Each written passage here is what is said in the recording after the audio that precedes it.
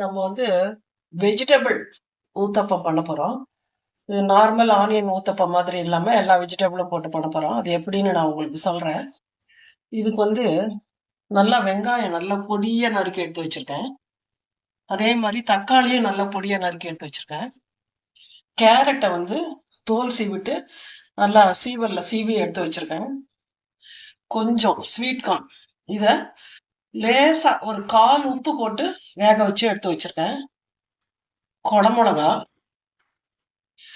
குடமிளகா நல்லா பொடியா நறுக்கி வச்சிருக்கேன். அதே மாதிரி பச்சை பட்டாணி பார்த்தீங்கன்னா, இதுவும் கொஞ்சம் வேக வச்சு எடுத்து வச்சிருக்கேன். கொஞ்சம் வெந்நீர்ல போட்டு அப்படியே கொஞ்ச நேரத்திலேயே எடுத்து வச்சுட்டேன் நானு. இதெல்லாம் இது 2 மட்டும் வெந்திருக்கு. ஏன்னா மாவுல அப்படியே போட போறோம் இல்லையா? அதனால. மாவு தோசை மாவு நான் கரைச்சு வச்சிருக்கேன். இப்ப இதெல்லாத்தையும் வந்து அது தோசைய வாத்துட்டு, இதெல்லாம் அது மேல போட்டு எப்படி ஊத்தப்பம் பண்றது என்னன்னு பார்ப்போம். இதுக்கு தேவையான பொருள்லாம் பார்த்துட்டோம். தொட்டுக்கிறதுக்கு ஒரு காரமான சட்னி அரைக்கலான்னு. வெறும் தேங்காய் சட்னி கூட அவ்வளவா நல்லா இருக்காது. இதுக்கு காம்பினேஷன் வந்து கொஞ்சம் தக்காளி, வெங்காயம். இந்த கார சட்னி தான் நல்லா இருக்கும். இதுக்கு வந்து இது கொஞ்சம் வதக்கிட்டு அரைக்கணும். இதுக்கு ஒரு 1/4 கிலோ வெங்காயம், தக்காளி மட்டும் கொஞ்சம் ஜாஸ்தி எடுத்து வச்சிருக்கேன். 1/2 கிலோ இருக்கும். இது 2யும் நறுக்கி வச்சிருக்கேன். இப்ப இதெல்லாம் வதக்கிக்கணும். இந்த காய்கறி எல்லாம் வதக்குற வேலை இல்ல. இது மட்டும் வதக்கிக்கணும். வதக்கிட்டு சட்னி அதையும் பார்க்கலாம். சட்னிக்கு வச்சிருக்கிற ஐட்டம் வந்து நான் சொன்ன மாதிரி இதுல வெங்காயம் 1/4 கிலோ வச்சிருக்கேன். இது வந்து 1/2 கிலோ தக்காளி வச்சிருக்கேன். இதுக்கு வந்து வறுக்கிறதுக்கு ஒரு 1/2 கப்பு உளுத்தம்பருப்பு, 1/4 கப்பு கடலைப்பருப்பு, ஒரு 6 காஞ்ச மிளகாய் எடுத்து வச்சிருக்கேன். இது 3யும் எல்லாமே வறுத்துக்கணும். இதை நம்ம முதல்ல இந்த பருப்புங்களை வறுத்துடலாம். வறுத்துட்டு அப்புறம் இந்த வெங்காயத்தை வதக்கணும். இது பாருங்க நல்லா செவந்து வறுத்தாச்சு. இந்த உளுத்தம்பருப்பு, கடலைப்பருப்பு இதெல்லாம் வறுத்தாச்சு. இதை இப்ப தனியா இங்க எடுத்துடலாம். இதை எடுத்துட்டு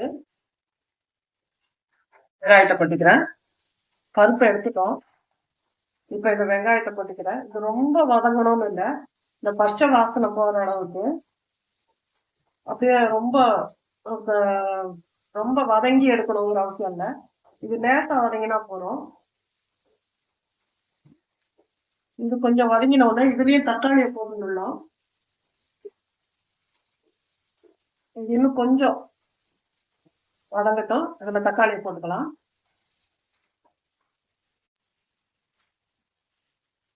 இந்த அளவுக்கு வதங்கினா போறோம். இப்ப தக்காளி அதுல போட்டுருவோம். இப்ப இந்த 2 சேர்ந்து வதங்கட்டும்.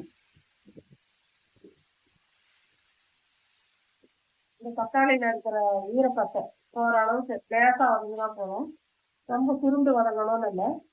இப்ப இதையும் வதக்கிட்டு இந்த பருப்புகளையும் இதையும் சேர்த்து சட்னி அரைச்சிடலாம். இது தேவையான உப்பு போட்டுறேன். இதுலயே போடுறேன். இப்போதைக்கு வேணும்னா சட்னி அரைச்சிட்டு அப்புறம் போட்டுக்கலாம். இது கொஞ்சம் வதங்கட்டும்.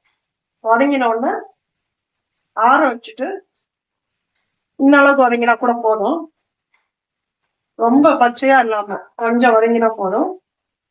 இப்ப இதை ஆற வச்சுட்டு மிக்சியில போட்டு அரைச்சிடலாம். சட்னி ரெடி ஆயிடுச்சு. இப்போ அதுக்கு வந்து ஒரு தாளிப்பு போட்டுடலாம். கடுகு, கருவேப்பிலை அது 2 தான் தாளிச்சு கொட்டியிருக்கேன். இப்போ ஊத்தப்பம் ரெடி பண்ணிடலாம்.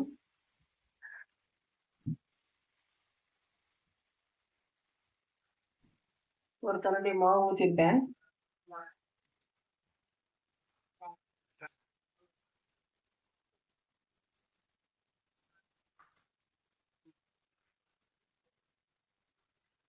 வெங்காயம் போடுறேன்.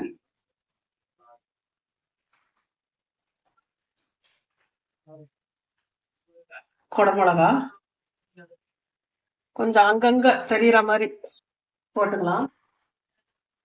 தக்காளி கொஞ்சம் போட்டுக்கிறேன்.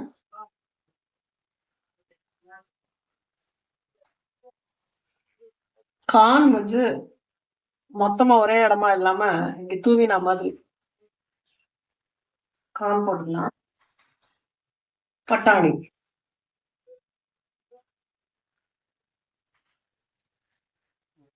கலர்ஃபுல்லா இருக்கா? நான் கடலெண்ணெய் தான் யூஸ் பண்றேன். இத போட்டுட்டு கொஞ்சம் இப்படி நம்ம அமுக்கி விட்டோம்னா தான் அந்த மாவுக்குள்ள அது போய் செட் ஆகும். இல்லன்னா அப்படியே உதிர்ந்து வந்துரும். இது கொஞ்சம் வேகறதுக்கு கொஞ்ச நேரம் மூடி வைப்போம். இது பாருங்க, நல்லா வெந்துருச்சு. இது மூடி வச்சதுனால நமக்கு மேல் பக்கமும் நல்லா வெந்துருச்சு. ஊத்தப்பம் ரெடி ஆயிடுது. சட்னிய வச்சு சர்வ் பண்ணிடலாம்.